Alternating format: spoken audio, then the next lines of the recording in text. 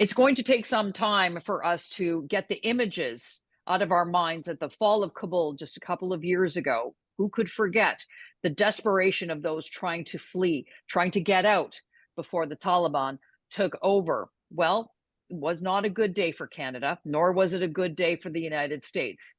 But now we are learning that our then former defense minister may have overstepped with some of his orders. Hello, I'm Adrienne Batra. With me are Lilley and Lorrie Goldstein.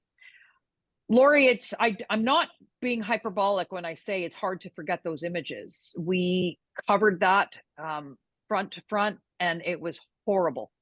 The desperation of people hanging onto the planes, hanging onto the fences, trying to get onto a bus or get out of Kabul. And now we have the Globe and Mail reporting an important story about then Defence Minister Harjit Sajjan ordering the military to get a particular group of individuals out over another group of individuals. So what do we know? Yeah, well, these were Sikhs living in Afghanistan, and they are a persecuted group. There's no That's right. But the problem was that, as you say, it was chaotic. We ended up leaving hundreds of people loyal to Canada and people who had helped our military in Afghanistan through such things as being translators, who really were in danger of torture and imprisonment by the Taliban. Taliban considered them the enemy. So in the middle of this chaotic situation that's going on, the minister, now he says he didn't order them. He said he simply passed along advice from a Sikh organization in Canada about these people being in danger, and I presumably could they do something? The problem is, and the military, the Globe story is based on military sources, and the Globe sources say, no. When the defense minister tells you, advises you of a situation, and it involves getting people out, we take that as an order. And they say that the operational leader said that's how it was interpreted. And unfortunately, the people who were, I think it was at least dozens, maybe almost, it was a significant number of people, and they arranged a rendezvous, and then those people left the rendezvous before the Canadian troops could get there because they feared for their safety. And, that's understandable. But what the military sources are saying to the Globe is that the job we were doing to try to get people out who were Canadians and who had helped Canadians, right? In a perfect world, if everything was going great, yes, we'll try and get others out who have no connection to us. Because countries did that. I mean, countries did, during that massive thing, countries helped each other and all things. But in this case, in a desperate situation, nothing against the Sikhs, but it's in Afghanistan. But look, we got to have priorities here. And they failed in the primary thing, which was to get out Canadians. Now, the final thing is that when he was interviewed, the minister said, this wouldn't be an issue if I wasn't a Sikh. Well, he said, if I wasn't wearing a turban, I wouldn't be asked these questions. I wasn't wearing a turban. And now the added thing, and again, this is reporting by the Globe, is that while this is going on, that organization contributed to the Ministers' Riding Association. So to me, look, this is not a question of that he's a Sikh. It's a question of what looks like terrible judgment by the minister. Yeah.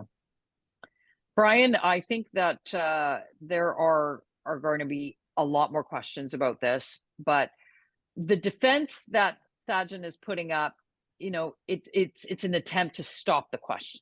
It's an attempt to, just put a wall in front and say, you cannot pursue this line of inquiry any further because you're being racist by putting this story out there. The Globe hasn't stopped to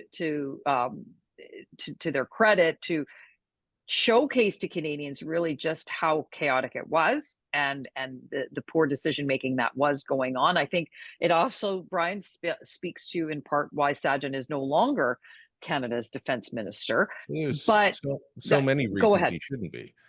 Look, the whole issue of him providing this information in the middle of the chaos. If you remember what his defense was when he was called before committee, Adrienne, and asked why it was so bad and why things were missed, do you remember what he said? I wasn't reading my emails. He said he wasn't reading his emails in the middle of the crisis, but he had time to send these emails, to send this information over. Harjit Sajjan is one of these guys that I had high hopes for when he was first appointed. He had the badass reputation. He had served in Afghanistan. He was one of the troops who became an officer, and now he's the Minister of Defense. This is a good story. And for people like you and I, Adrienne, with a connection in the military, I don't know about you, but I thought, okay, great. I don't love that the Trudeau government's in, but good choice. And then he was a disaster his entire time that he was there. He could never get his brain around the fact that he was now in charge of the generals, except Yeah. it seems in this instance when he gave these orders.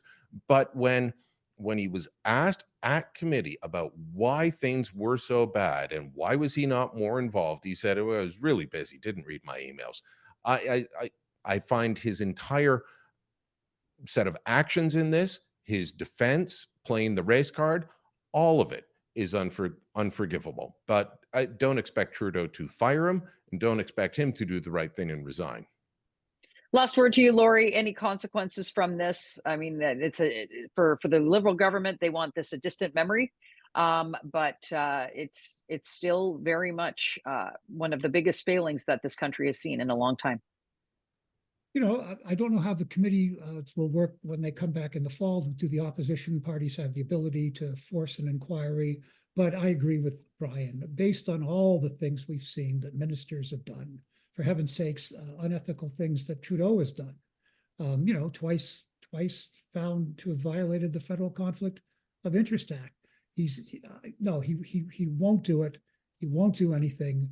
And from their point of view politically, they don't want a review of what went on back then again, because that's what it would be. It would be a re-examination of everything, you know. And you know, as Brian, you know, totally correctly raised. Oh, now let's go back to you weren't reading your emails. So they just want this one to die. They're hopefully it'll die over the summer, and it's unfortunate because this is one that cries out for a serious examination. Well, let us know what you think in the comments below. Like this video and subscribe to our YouTube channel and go to the TorontoSun.com. You're going to find commentary and coverage there you will not find anywhere else.